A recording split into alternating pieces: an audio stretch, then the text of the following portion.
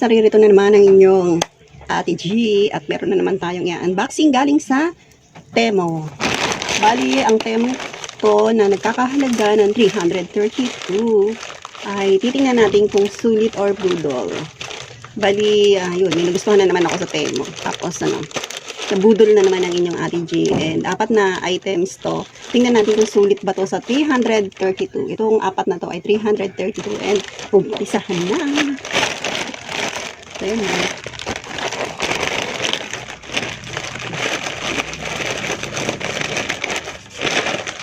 Excited. Ganyan. Ay, napipi. Ito ang unang items. Pan-display.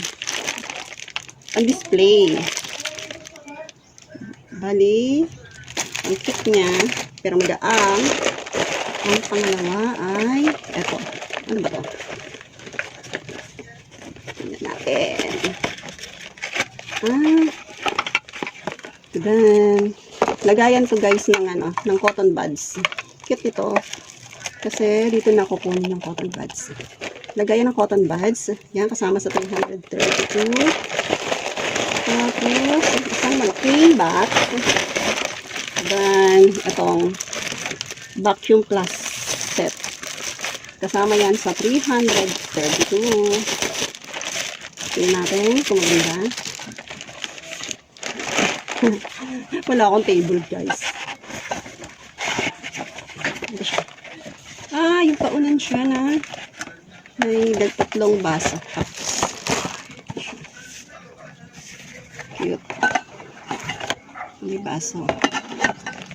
Tapos, yung bottle.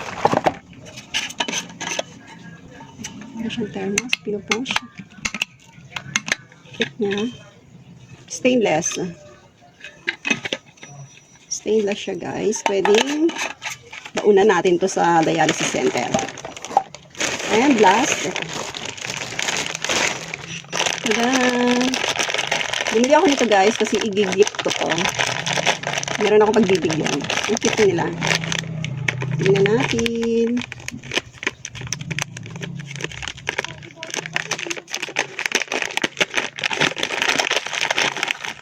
Ito siya.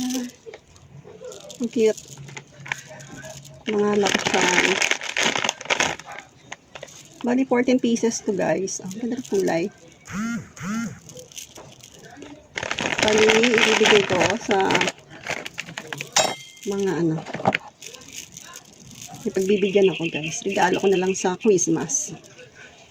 Ganda.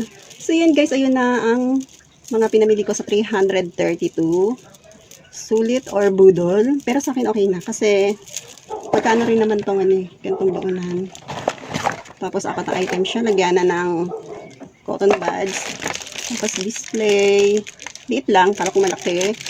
Tapos, ganito. Madami. Magkano rin naman ang per piece nito, diba? So, ang ganda ng mga bato. Beads.